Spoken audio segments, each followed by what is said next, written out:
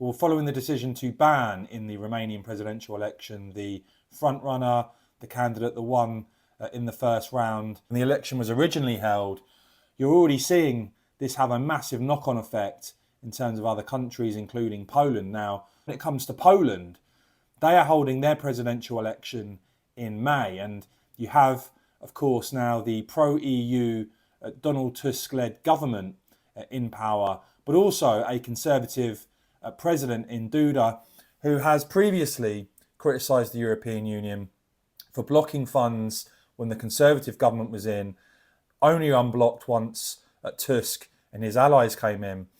And the Polish president has also suggested that the EU could interfere in elections to choose his successor this year, because that Brussels does not like conservatives ruling in Poland.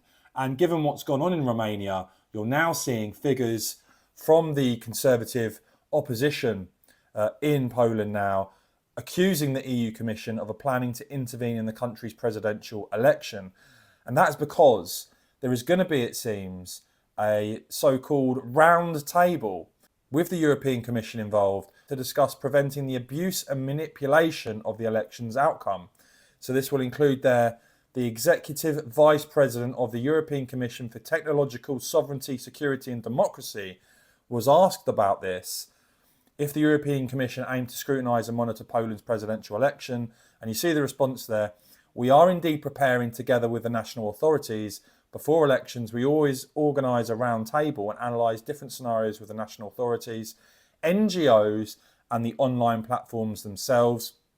And a very interesting quote there, to ensure they cannot be abused or manipulated and have systems in place that prevent the spread of disinformation. Now, of course, we saw an absolutely disgusting example of what went on in America, where, of course, you've seen Mark Zuckerberg actually admit that narratives around so-called disinformation turned out to be a load of old baloney.